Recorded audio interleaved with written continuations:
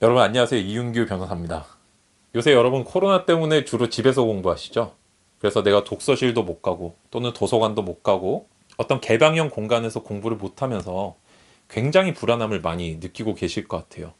근데 오늘 제가 집에서 공부하시는 분들을 위해서 정말 효율적이고 또 집에서 하기 때문에 할 수 있는 공부법 하나를 조금 소개를 해드리려고 합니다.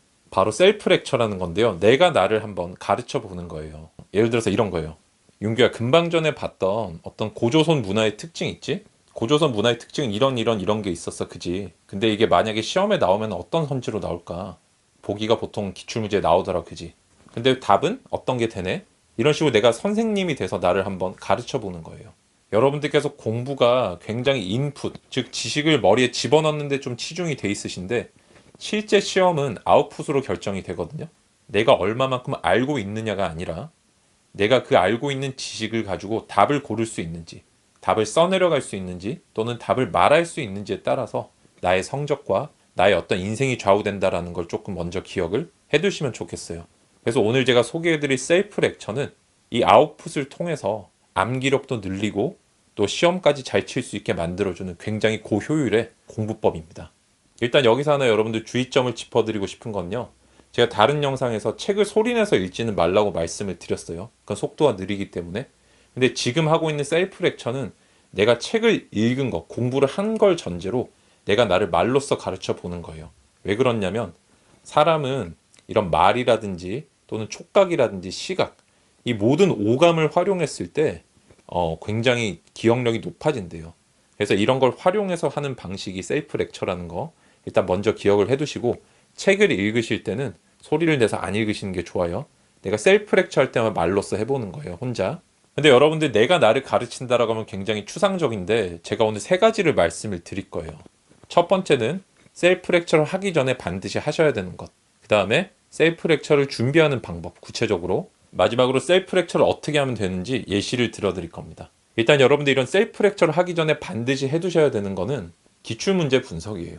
셀프 렉처를 기출문제 분석을 하지 않은 채로 시작을 하시면은 백지복습하고 비슷하게 돼버려요.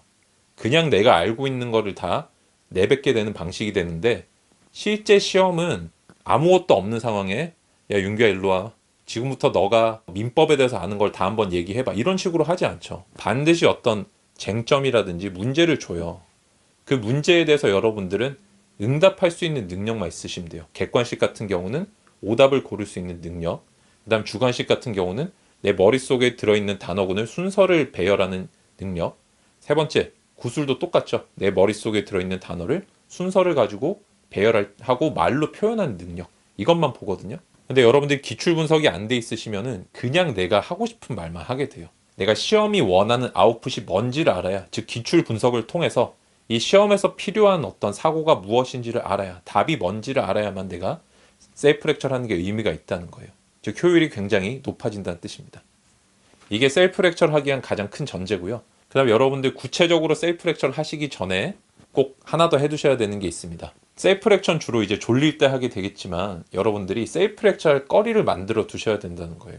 그건 어떻게 만드냐면 내가 쭉 읽었고 어느 정도 이해는 한 것 같지만 뭔가 조금 불안한 느낌이 드는 애들이 있어요.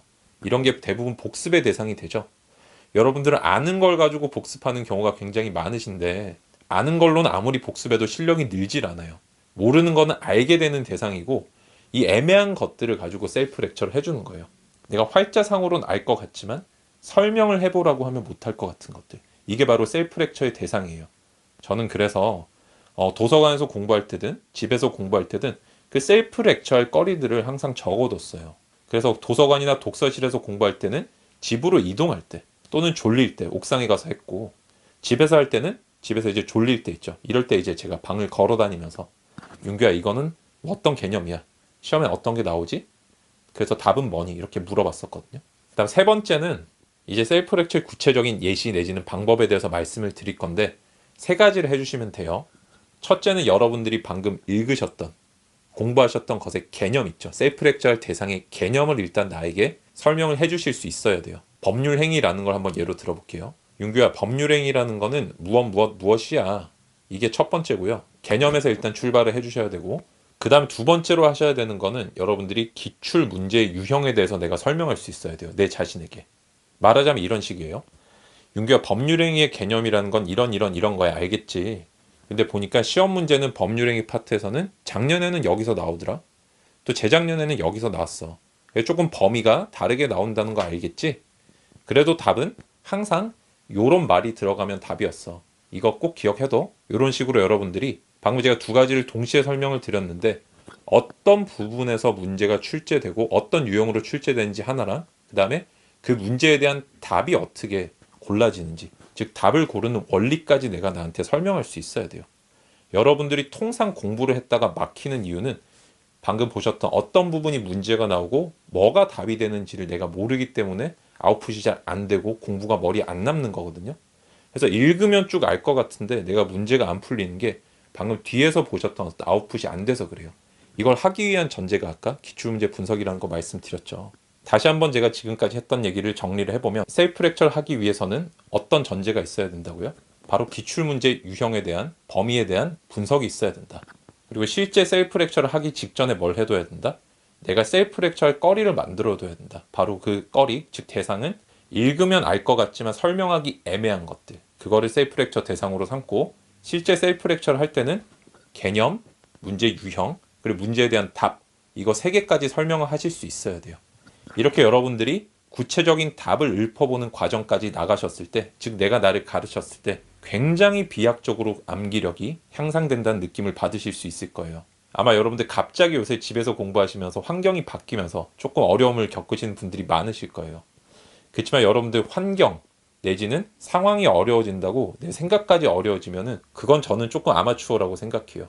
여러분들이 어떤 상황, 어떤 환경에 계시든 내가 나를 발전시킬 수 있고 내가 나에게 긍정적인 요소를 줄 수 있는 그런 것들을 찾는 긍정의 눈이 필요하고, 오늘 그런 차원에서 제가 셀프 렉처 공부법을 소개를 해드렸습니다. 아무쪼록 여러분들 공부에 큰 보탬이 됐으면 좋겠습니다. 여러분 감사합니다. 이상 이윤규 변호사였습니다.